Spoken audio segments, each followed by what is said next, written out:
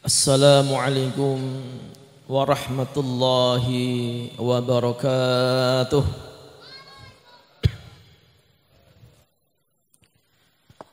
Bismillah. Innal hamdalillah nahmaduhu wa nasta'inuhu wa nastaghfiruh wa na'udzu billahi min syururi anfusina wa min sayyiati a'malina. May yahdillah fala mudilla lah wa may yudlil fala hadiya lah. Ashhadu an la ilaha illallah wahdahu la syarika lah wa ashhadu anna sayyidana Muhammadan abduhu wa rasuluh la nabiyya ba'dah. Allahumma salli wa sallim wa barik ala sayyidina wa habibina wa maulana Muhammad wa ala alihi wa sahbihi wa mawalah wa la hawla wa la quwata illa billah, amma ba'd. Yang kami muliakan para alim ulama, para tokoh agama, Bapak Kepala Desa beserta jajarannya, para kesepuhan, para haji, para rekan-rekan semua, para hadirin hadirat rahimakumullah. Alhamdulillah, Allah Subhanahu wa taala tidak pernah berhenti memberikan nikmat kepada kita. Nikmat sehat adalah nikmat yang mahal. Hari ini kita sering berkeluh kesah karena urusan ekonomi. Penghasilan berkurang kita mengeluh. Bisnis gak lancar kita mengeluh. Memang manusia itu secara umum senangnya berkeluh kesah. Giliran rugi, giliran bangkrut rame. Semua orang tahu. Giliran untung diem. Diambil sendiri, diem aja.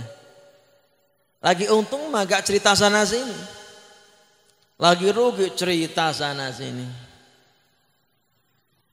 Setiap jumpa satu sama lain yang diceritakan apa? Keluh kesah. Sering orang datang ke rumah saya ngeluh, cerita masalah, cerita problem. Jarang datang ke rumah cerita tahadus bin ni'mah, jarang. Alhamdulillah Pak Ustadz, saya dapat job, dapat untung sekian puluh juta misalnya. Jarang yang cerita.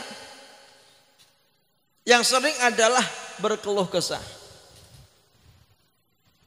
Datang orang ke rumah, dia adalah pengusaha, istrinya pun pengusaha, dia punya klinik, punya rumah sakit. Penghasilannya setiap hari rumah sakitnya aja itu paling minimal 20 juta.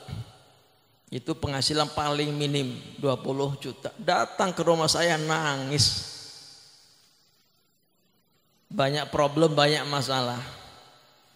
Dulu ketika gak ada masalah gak datang ke rumah. Ketika untung gak datang ke rumah. Pas giliran bangkrut ada masalah datang ke rumah nangis-nangis. Tapi alhamdulillah dia mau datang ke tempat saya minta solusi, minta arahan. Dia datangnya bukan ke dukun. Alhamdulillah. Cuma memang manusia itu senangnya berkeluh kesah. Betul ibu? Kenceng nih ibunya. Sering ngeluh. Ya Allah, HP belum diganti katanya. Orang lain ganti HP baru, pengen ikut-ikutan ganti HP yang baru. HP yang mahal. Tetangga ganti motor yang baru, pengen ganti motor.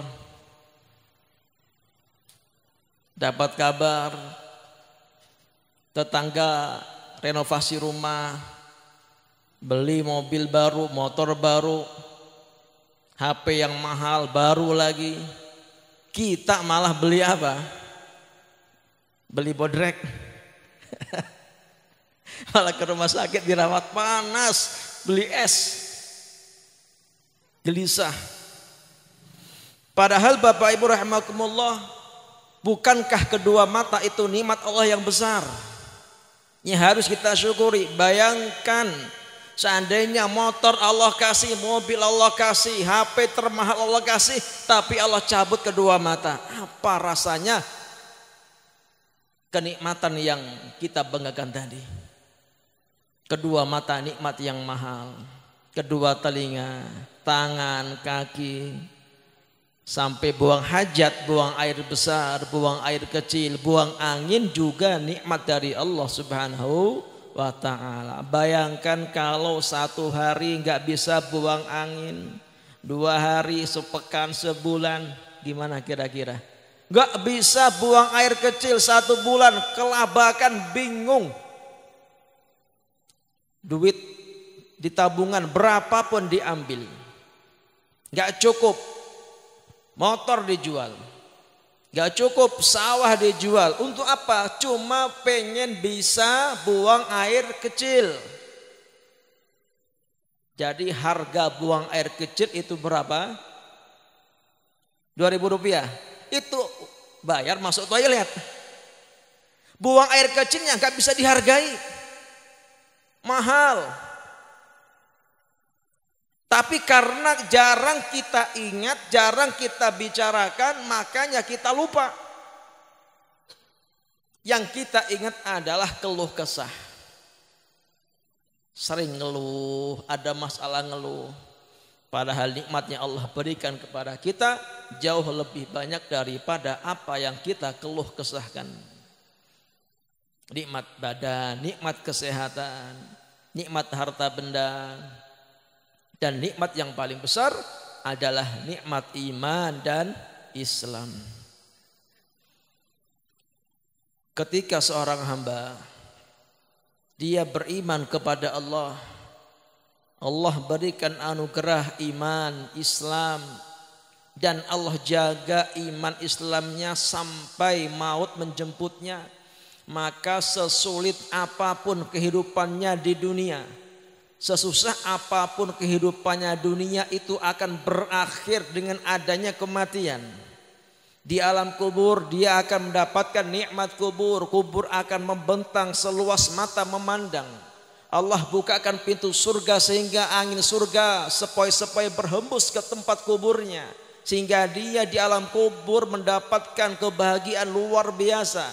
Dan nanti di akhirat ketika Allah masukkan ke dalam surga, baru sebentar saja Allah tanya, wahai fulan, wahai hambaku, apakah kamu pernah susah ketika di dunia?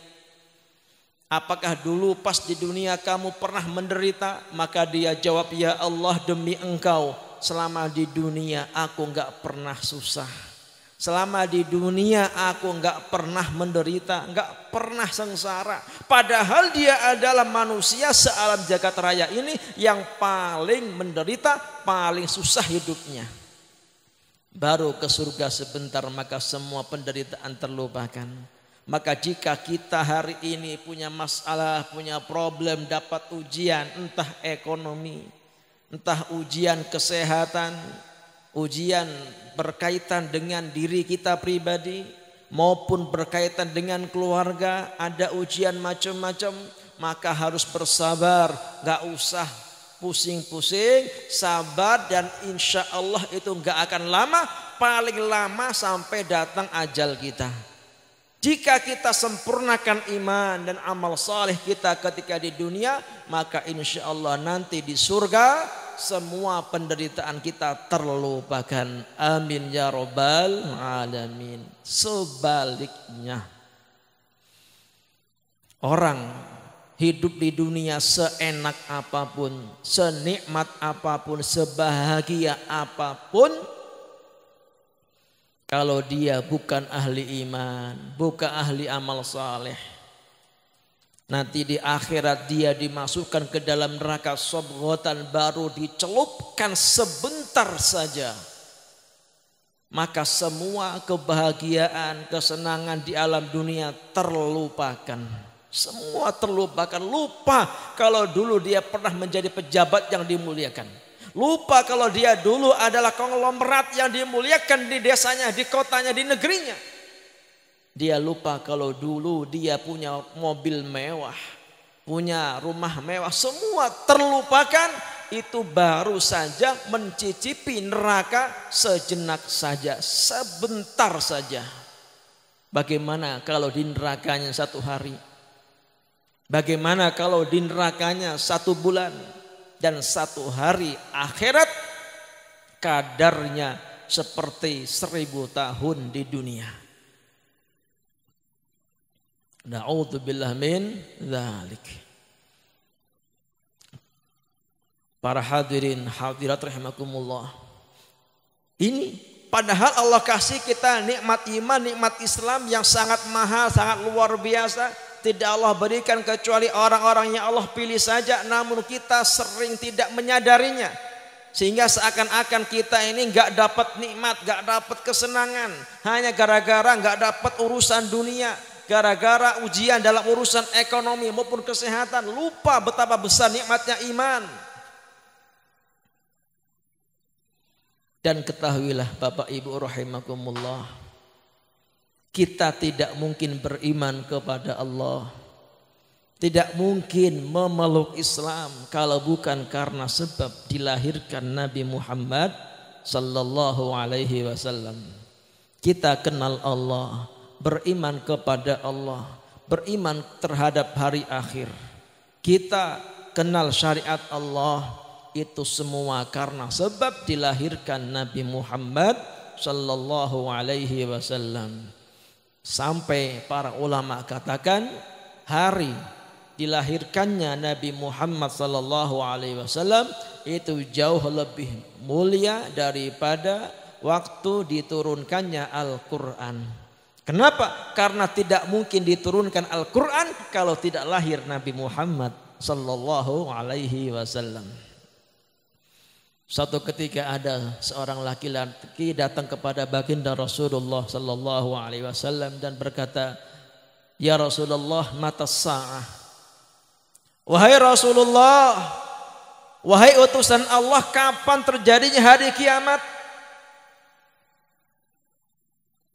Baginda Rasul enggak jawab pertanyaannya. Inilah betapa hebatnya Kanjeng Nabi, betapa berilmunya Kanjeng Rasul. Betapa bijaksananya Rasulullah sallallahu alaihi wasallam. Tidak semua pertanyaan layak dijawab. Tidak semua pertanyaan layak dijawab. Dipertimbangkan ini kalau dijawab berbahaya apa enggak. Enggak sembarangan. Tidak semua pertanyaan dijawab. Disesuaikan. Ini kira-kira kalau dijawab manfaatnya apa, untungnya apa kalau dijawab ini. Dan terkadang jawab pertanyaannya sama dari beberapa orang, tapi Kanjeng Nabi hebatnya dijawab dengan jawaban yang berbeda-beda. Padahal pertanyaannya sama, cuma datang dari beberapa orang yang berbeda. Jawabannya pun berbeda-beda. Kenapa? Tergantung yang termaslahat bagi sang penanya.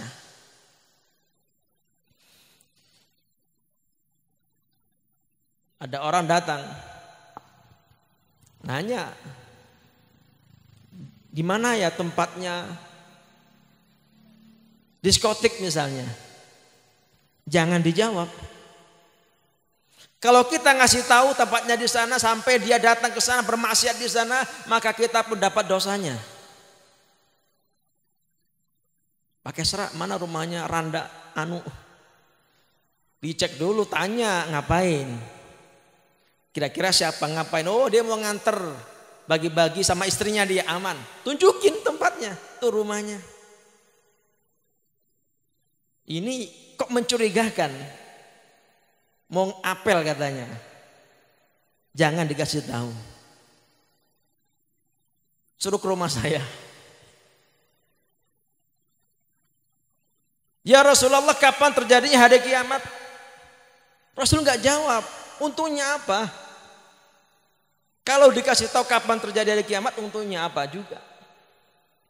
Dan memang yang tahu hanya Allah Subhanahu wa ta'ala. Yang jelas hari kiamat terjadi hari Jumat. Jumat kapan? Wallahu a'lam.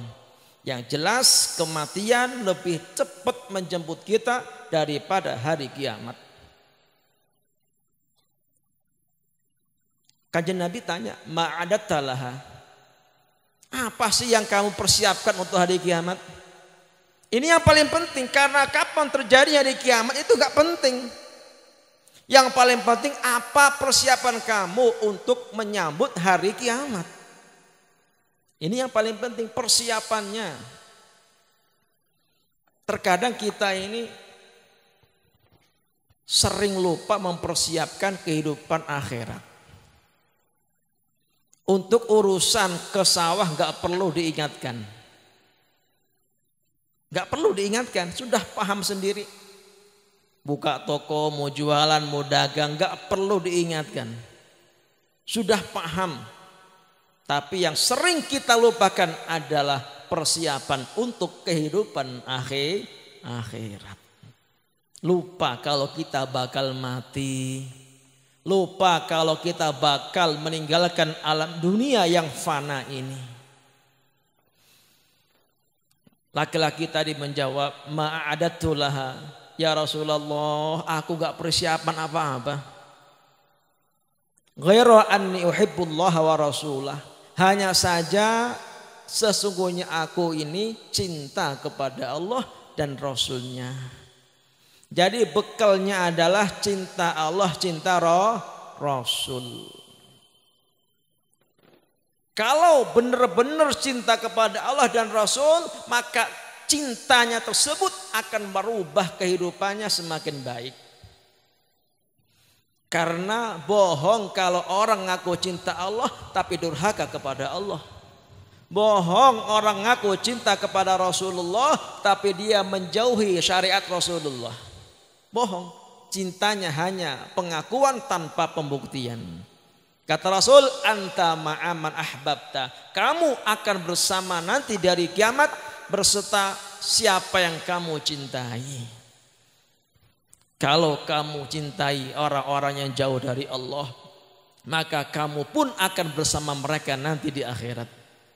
Tapi kalau kita cinta kepada Allah dan Rasulnya, maka akan dikumpulkan dengan Rasulullah Sallallahu Alaihi Wasallam. Maka mudah-mudahan perkumpulan kita di tempat ini, di malam hari ini, dalam rangka bersyukur kepada Allah atas nikmat dilahirkannya Nabi Muhammad Sallallahu Alaihi Wasallam, dalam rangka cinta kepada beliau, maka semoga menjadi wasilah kita nanti akan dikumpulkan oleh Allah bersama Nabi Muhammad Sallallahu Alaihi Wasallam di surganya kekal abadi. Amin ya Rabbal Alamin.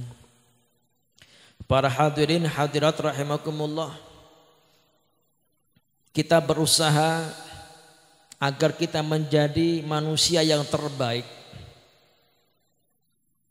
menjadi orang yang terbaik, suami yang terbaik, istri yang terbaik, orang tua yang terbaik, anak yang terbaik, pejabat yang terbaik, rakyat yang terbaik. Baginda Rasulullah Sallallahu Alaihi Wasallam bersabda, khairun nas anfa'uhum linnas. Sebaik-baik manusia adalah yang paling bermanfaat untuk manusia. Kalau kita ingin menjadi manusia yang terbaik, maka jadilah manusia yang paling bermanfaat untuk orang lain. Allah kasih apa kita? Gunakan apapun pemberian Allah kepada kita agar bermanfaat untuk umatnya Rasulullah sallallahu alaihi wasallam. Allah kasih rumah, jadikan rumah bermanfaat untuk kebaikan-kebaikan, bermanfaat untuk manusia. Allah kasih harta benda, jadikan harta benda bermanfaat untuk manusia. Jangan sampai harta benda tersebut tidak bermanfaat untuk manusia, hanya kita gunakan sendiri, maka itu nanti akan menjadi penyesalan di hari kiamat. Yaqulu ibnu Adam, mali mali. Rasulullah sallallahu alaihi wasallam bersabda, yaqulu ibnu Adam, mali mali. Anak Anda manusia mengatakan, ini hartaku, ini hartaku, ini rumahku, istanaku, ini mobilku, ini kebunku, ini emasku, ini tabunganku, ini kendaraanku, ini jabatanku, di aku semua. Apa kata Nabi? Wa inna ma lahu min malihi thalath. Padahal harta dia yang sebenarnya cuma 3. Yang sebenarnya milik dia cuma 3. Yang pertama ma'akala fa'afna. Yang dia makan sampai habis itulah milik dia. Adapun selebihnya itu belum tentu milik dia. Jadi yang dia makan itulah rizkinya, itulah miliknya. Selebihnya bukan miliknya. Aula bisa fa'abla, atau pakaian yang dia pakai sampai usang itulah milik dia. Au a'ta faqtana, dan atau yang dia berikan fisabilillah. Dia infakkan ke masjid, dia infakkan ke madrasah, dia nafkahkan ke keluarga, dia berikan kepada fakir miskin, yatim piatu, du'afa. Itulah yang milik dia sebenarnya. Wa ma siwa dzalika, dan adapun selain itu, selain yang dia makan, selain yang dia pakai, selain yang dia infakkan, fahuwa dzahibun wa tarikuhu linnas, maka itu akan lenyap, akan hilang, akan habis, atau akan dia tinggalkan untuk ahli warisnya. Punya duit banyak, itu belum pasti milik kita. Yang kita infakkan itulah milik kita sebenarnya. Maka jangan sampai di dunia menjadi orang kaya raya, tapi pas di akhirat ternyata dia menjadi orang yang fakir miskin. Kenapa? Karena dia tidak sempat mengirim hartanya ke akhirat, keburu datang ajalnya. Rugi, capek-capek mencari dunia, ternyata mati enggak dibawa. Maka kita gunakan apapun yang Allah berikan kepada kita, itu bermanfaat untuk umat Islam, bermanfaat untuk hamba-hamba Allah Subhanahu wa ta'ala. Punya kendaraan untuk bantu orang lain, bantu tetangga, bantu orang sakit, antar ke rumah sakit misalnya. Punya duit bantu orang lain, mudah berbagi. Karena kalau kita berbagi, membantu orang lain, menyenangkan orang lain, sebenarnya sejatinya kita adalah membahagiakan diri kita sendiri. Karena kalau kita berbagi, kita yang untung. Kita yang untung, Bapak Ibu rahimakumullah. Kalau kita punya uang 10 juta, kita infakkan 1 juta, tinggal berapa punya kita? Berapa Ibu? Punya duit 10 juta, kita infakkan 1 juta, maka punya kita tinggal berapa? 9. Punya kita tinggal 1 juta. Nah, kok bisa 1 juta? Iya, yang 1 juta kita infakkan itulah benar-benar punya kita. Kita tabung, kita simpen di akhirat. Dan kalau kita tabung di dunia, paling banter, paling berapa bunganya? Itu pun gak boleh. Kalau di akhirat, bunganya berapa? Paling kecil 10 kali lipat. Ajib, luar biasa. Nabung 1 juta itu berkembang paling kecil menjadi 10 kali lipat. Berarti 1000%. Ajib. Adapun 9 juta itu belum pasti milik kita. Betul? Entah miliknya tukang cilok, entah miliknya dokter, bidan, tukang bengkel, atau miliknya maling. Kita nggak tahu. Yang punya kita yang telah kita transfer ke akhirat. Maka penting kita tanamkan dalam hati kita sifat kepedulian kepada hamba-hamba Allah, kepada umat Rasulullah sallallahu alaihi wasallam. Seorang wanita pada zaman Bani Israel, seorang pelacur. Betapa besar dosa seorang pelacur. Zina saja besar dosanya, apalagi pelacur yang memang perzinahan dijadikan pekerjaannya.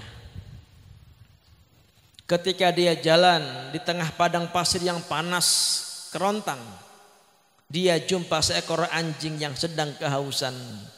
Maka dia rela masuk ke dalam sumur yang dalam.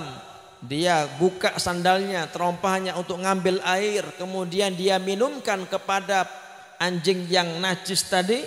Dengan sebab dia memberi minum seekor anjing yang najis saja, maka Allah sayangi si pelacur tadi. Allah beri dia hidayah untuk taubat, dan sampai mati dia husnul khotimah, sehingga menjadi ahli surga. Sebab apa? Nolongin anjing. Itu pahala nolongin anjing yang najis, apalagi pahala menolong tetangga kita, menolong saudara muslim kita, menolong dengan harta kita, entah pikiran kita, tenaga kita, apapun yang kita mampu kita jadikan bermanfaat untuk manusia, untuk hamba-hamba Allah Subhanahu wa ta'ala.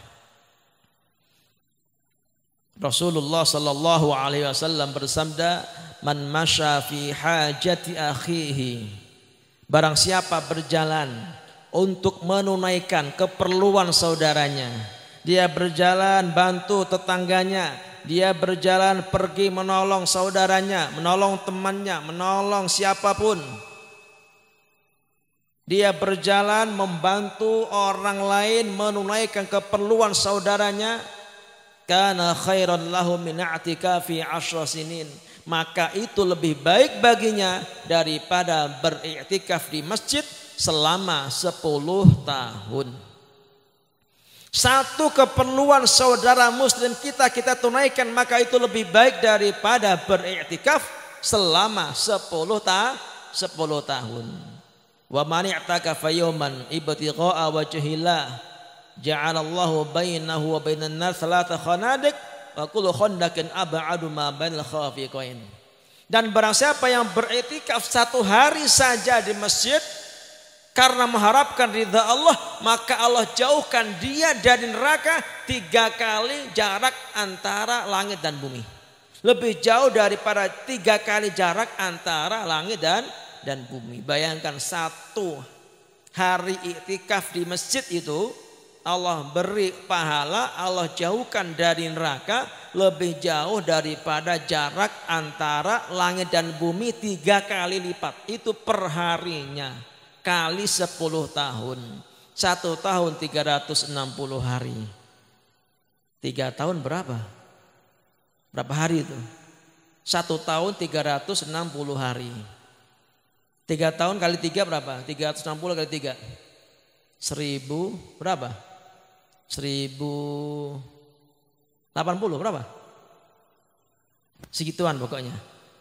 1 hajat, 1 keperluan saudara muslim, Masya Allah kita tunaikan, maka Allah jauhkan dari neraka 1000 lebih tadi ya, dikali 3 kali jarak antara langit dan bumi. Subhanallah, betapa besar pahala menunaikan keperluan saudara muslim. Maka kita berusaha menggembirakan saudara muslim kita. Setiap jumpa kita senyum. Tabassumuka fi wajhi akhika laka shadaqah. Senyummu di hadapan saudaramu adalah sedekah. Tapi kalau ada orang senyum. Kalau nggak ada orang jangan senyum. Ketemu kambing senyum.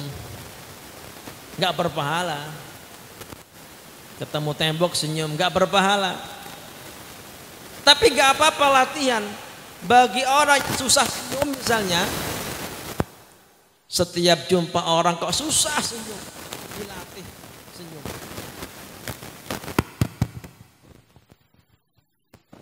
Sekali-kali kita perlu bercermin Bapak Ibu, cermin sambil senyum, dilatih. Kira-kira kalau dilihat enak nggak sih ini? Latihan.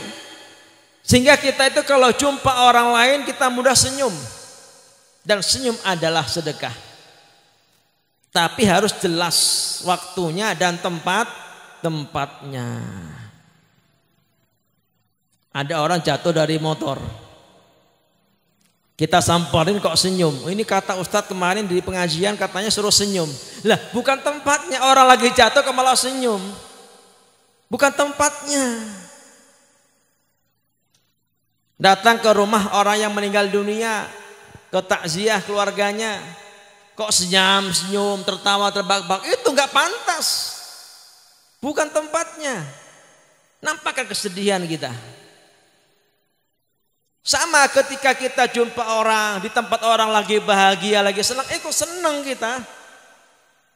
Jangan malah gelisah. Lagi kumpul-kumpul senang, ada nikmat kok malah cemberut terus, jangan.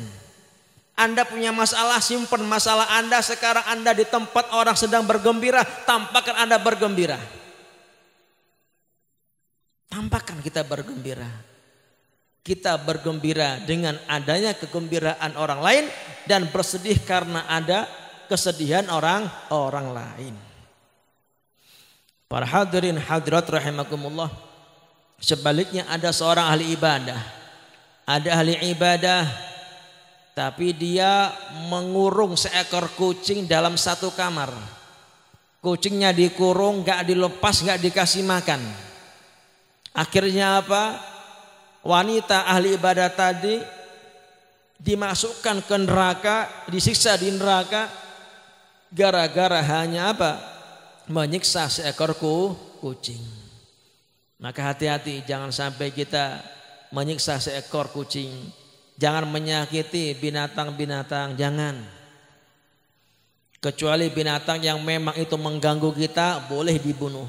Selama dia nggak mengganggu tidak boleh.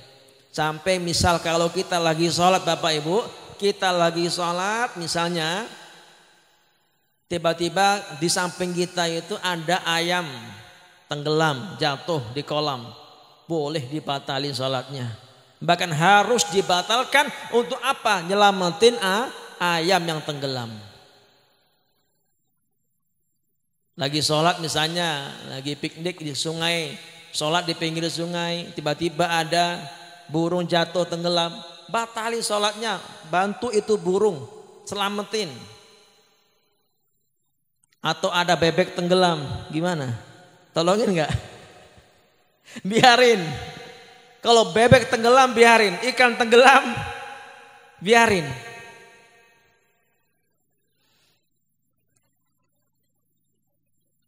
Demikian pahala begitu besar menyenangkan makhluk Allah dari kalangan binatang. Maka begitu lebih besar lagi pahala menggembirakan atau menolong orang-orang beriman.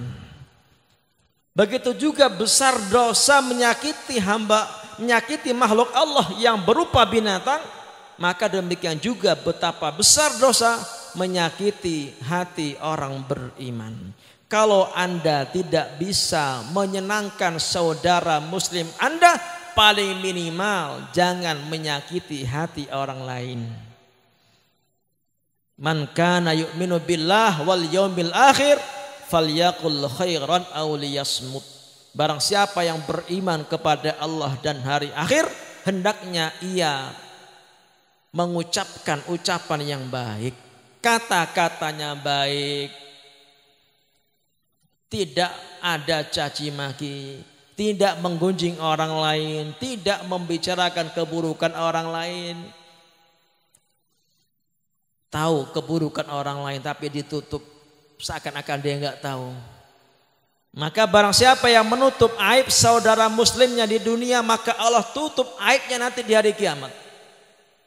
Barang siapa yang menutup keburukan saudara muslimnya di dunia, maka Allah juga nanti di akhirat akan menutup keburukannya di hari kiamat. Allah tutup, Allah sembunyikan, nggak ketahuan oleh orang lain. Coba bayangkan Bapak Ibu, nanti kita itu akan disidang oleh Allah di hari kiamat. Di hadapan seluruh makhluk akan terbongkar semuanya. Semuanya kelihatan. Dibongkar dulu pernah anu itu akan ditampakkan di hadapan makhluk. Semua makhluk yang zalim akan betapa malunya di hadapan semua makhluk. Yang maksiat akan malu. Maka mumpung di dunia kita taubat kepada Allah Ta'ala. Dan orang yang ketika di dunia dia senang menutupi aib saudaranya. Dia tutup aibnya, dia tutupi keburukannya, maka Allah akan menutupi keburukannya nanti di hari kiamat. Sebaliknya, barang siapa yang membongkar keburukan saudara muslimnya, membongkar keburukan saudara muslimnya, maka Allah akan bongkar juga keburukannya di dunia dan juga di akhirat. Sampai-sampai Allah akan permalukan dia dalam rumahnya sendiri. Ada orang dia banyak kesalahan, dia banyak aibnya, tapi karena dia menjaga lisannya, berusaha tidak mengatakan aib orang lain, tidak membicarakan keburukan siapapun, akhirnya apa? Orang tadi yang dia punya dosa banyak, punya aibnya banyak, tertutupi semuanya rapi, seakan-akan dia nggak punya kesalahan. Allah tutup. Semua orang melupakan aibnya, semua orang melupakan keburukannya, karena sebab dia menjaga lisannya jangan sampai membicarakan keburukan orang lain. Sebaliknya ada orang baik, terkenal luar biasa di masyarakatnya, tapi lisannya nggak dijaga, ketemu orang ngomongin keburukan orang lain, gampang membicarakan aib orang lain, di sawah, di kebun, di saung, di rumah, sampai di masjid pun rela bisa-bisanya membicarakan keburukan orang lain. Maka orang yang semula dia terkenal sebagai orang yang baik, gak ada keburukan, akhirnya lambat laun akan terbongkar keburukannya, sehingga dia akan Allah permalukan di masyarakatnya. Na'udzubillah min dzalik. Semua kita punya dosa Bapak Ibu. Kalau ada orang berbuat salah, punya kesalahan, berbuat dosa, pelanggaran syariat, tugas kita adalah yang pertama memintakan ampun kepada Allah untuknya. Ya Allah, ampuni dia. Ya Allah, ampuni dia. Ampuni tetangga saya. Kemudian apa? Doakan hidayah kepada Allah. Ya Allah, beri dia hidayah, beri dia petunjuk ya Allah. Ada kepedulian. Yang ketiga apa? Tutup aibnya. Jangan dibicarakan kepada siapapun. Yang keempat, ingatkan dengan santun. Dalam rangka kita sayang kepada dia, jangan dibiarkan. Kalau Anda punya tetangga, punya keluarga jauh dari Allah, melanggar hukum Allah, senang bermaksiat kepada Allah, jika Anda biarkan bermaksiat kepada Allah, maka Anda telah tega membiarkan dia terjerumus ke nerakanya Allah Subhanahu wa taala. Maka jangan dibiarkan. Aparat pemerintahan harus peduli sama masyarakatnya. Bagaimana masyarakatnya sentosa di dunia dan juga di akhirat. Makmur di dunia, makmur di akhirat dalam surganya Allah Subhanahu wa taala. Itu tugas kita. Kecuali memang ada orang yang sudah terang-terangan melakukan dosa, terang-terangan, maka dia sudah nggak punya harga diri, itu nggak apa-apa dibicarakan. Kenapa? Sudah terang-terangan dia sudah nggak malu menampakkan kemaksiatannya, maka sudah tidak masalah dibicarakan. Itu sudah tidak haram menggibahinya. Atau ada orang berbuat kemaksiatan, berbuat kesalahan, ini kalau dibiarkan berbahaya, merusak orang lain. Misal dia ini bandar anu misal ya, ada di antara masyarakat misalnya dia ini bahaya, ini merusak ini, anak-anak muda terusak gara-gara dia bandar anu, perjudian, narkoba misalnya, atau tempat apalah, nampung apa, atau menyediakan fasilitas untuk kemaksiatan, untuk keburukan, kita ingatkan. Jangan dibiarkan. Kita ingatkan atau kita nggak mampu, laporkan ke masyarakat, laporkan ke aparat pemerintahan. Itu tugas mereka.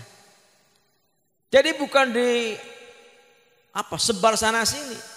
Datangi orang yang berperan di kampung kita, beliau bagiannya. Itulah pentingnya adanya aparat pemerintah. Diingatkan, nanti aparat baru mendatanginya, mengingatkan dengan santun, diingatkan dengan bijaksana. Dan itu bukan karena benci, justru karena sayangnya kita kepada mereka. Para hadirin hadirat jemaah sekalian rahimakumullah, kita berusaha bagaimana kita menjadi manusia yang paling bermanfaat untuk orang lain. Maka kalau kita bisa seperti itu, kita akan menjadi manusia yang terbaik di hadapan Allah Subhanahu wa ta'ala. Jangan sampai ada sifat acuh tak acuh satu sama lain. Kita tinggal di kampung kita, harus ada kepedulian. Kepedulian untuk kemaslahatan masyarakat di dunianya dan juga di akhiratnya. Satu kampung, satu negeri akan Allah berikan keberkahan kapan? Ketika mereka takwa kepada Allah Subhanahu wa taala. Walau an ahlal qura amanu wattaqau lafatahna alaihim barakatin minas sama'i wal ardi walakin kadzabu fa akhadnahum bima kanu yaksibun. Allah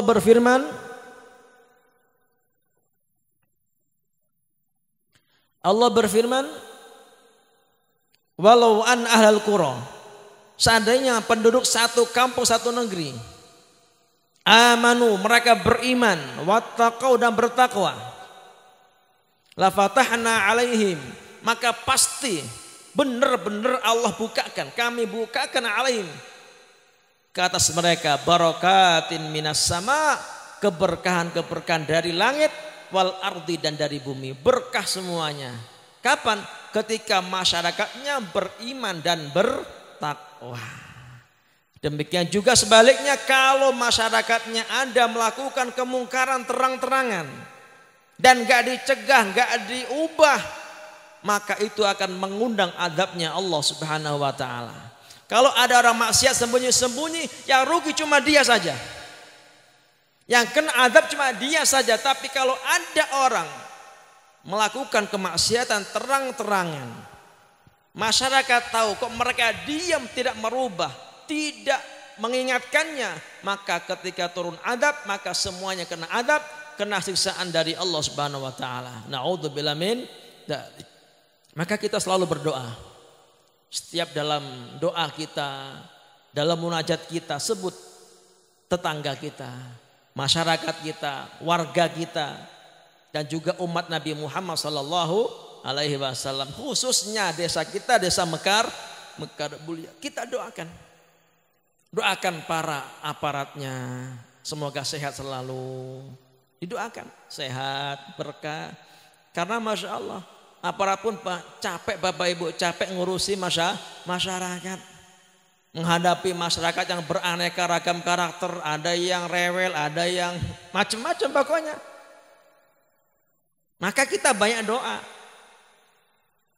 Doain para aparatnya. Dari RT sampai kepala desa, semuanya kita doakan. Dan juga doakan semuanya. Karena di antara ciri para wali Allah itu, ya, di antara tanda, di antara ciri wali Allah adalah senang mendoakan kebaikan orang-orang lain. Di dalam doanya selalu mendoakan kebaikan orang lain. Gak pernah lepas. Di dalam tangisannya, munajatnya, dia mendoakan tetangganya, masyarakatnya, para pemimpinnya. Dia gak pernah mencaci maki pemimpin. Salah ya salah, diingatkan, tapi gak mencaci maki perorangannya. Mendoakan. Ini tanda-tanda para wali Allah. Sampai ada di antara orang saleh itu, Bapak Ibu rahimakumullah, misal tetangganya ini dia gak mau sholat, itu setiap malam itu dihadiahin, didikirin, diwiridin. Baca tahlil misalnya berapa kali? 1000 misalnya. Atau baca zikir apa? Yang torekoh dengan torekohnya. Itu diniatkan apa? Untuk membuka mata hati kita dan tetangganya. Didoain. Dibacakan surat Yasin. Dibacakan, niatnya apa? Niat untuk memberi keberkahan. Diniatkan untuk keberkahan. Untuk tetangga, masyarakat yang sakit bila sembuh.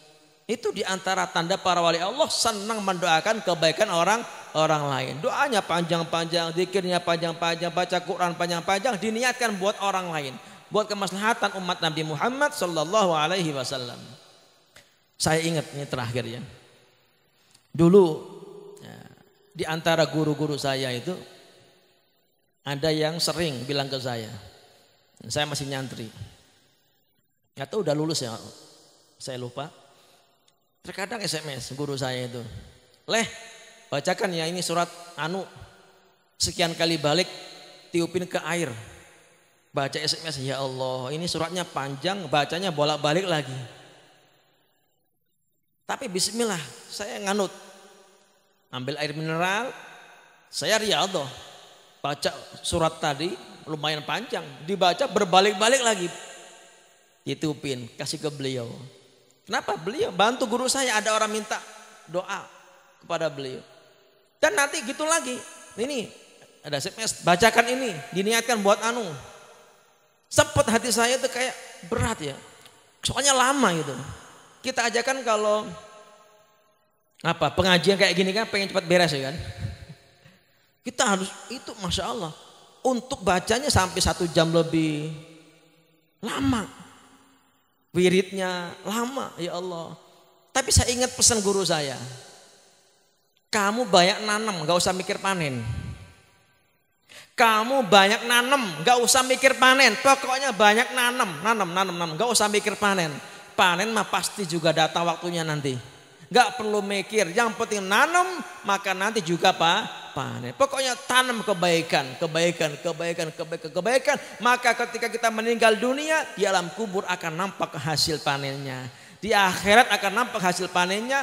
Bahkan di dunia pun sudah Allah tampakkan hasilnya. Allah berikan kita kemudahan, keberkahan. Bisa jadi hari ini Allah mudahkan urusan kita. Allah berikan kemudahan, keberkahan karena barokah kita mendoakan orang lain. Barokah kita berbuat baik kepada orang lain. Baca Yasin setiap hari. Itu diniatkan buat kemaslahatan masyarakat Desa Mekar Mulia dan juga umat Nabi Muhammad sallallahu alaihi wasallam. Atau baca yang lain silakan.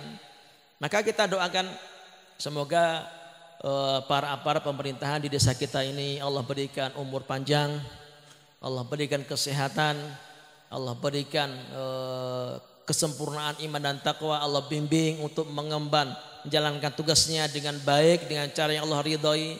Allah jauhkan dari segala keburukan, Allah jauhkan dari segala mara bahaya.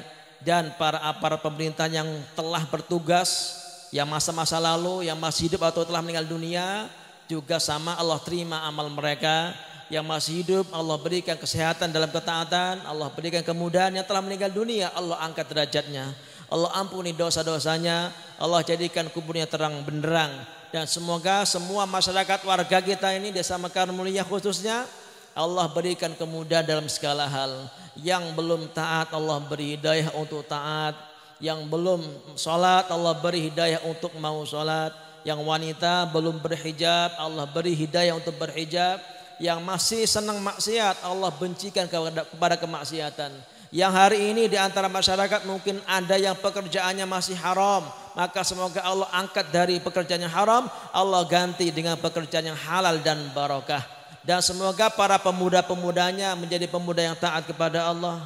Anak-anak kita menjadi anak yang saleh dan salihah, ahli ilmu, ahli amal. Dan semoga yang sakit Allah sembuhkan penyakitnya. Dan semoga yang punya masalah Allah selesaikan permasalahannya. Yang punya hajat belum tertunaikan semoga Allah mudahkan, Allah tunaikan dalam keberkahan. Dan semoga Allah Ta'ala bersihkan hati kita dari penyakit-penyakit hati. Allah bersihkan dari cinta dunia, dari bangga diri, dari ujub. Dan semoga Allah Ta'ala wujudkan dalam masyarakat kita sifat saling peduli satu sama lain. saling doa mendoakan, saling cinta mencintai, dan semoga Allah Ta'ala jadikan kita semuanya ini menjadi umatnya Nabi Muhammad SAW yang diakui oleh beliau dan mendapat syafaatnya nanti dari kiamat. Dan semoga Allah berikan kita husnul khatimah. Allah kumpulkan kita dengan para wali Allah, dengan kekasih Allah, dengan Rasulullah SAW dalam surganya tanpa hisab. Amin ya rabbal alamin. Ala hadiniyah wa ala kulli niyatin salihah wa ila hadratin Nabi Muhammad sallallahu alaihi wasallam. Al-Fatihah.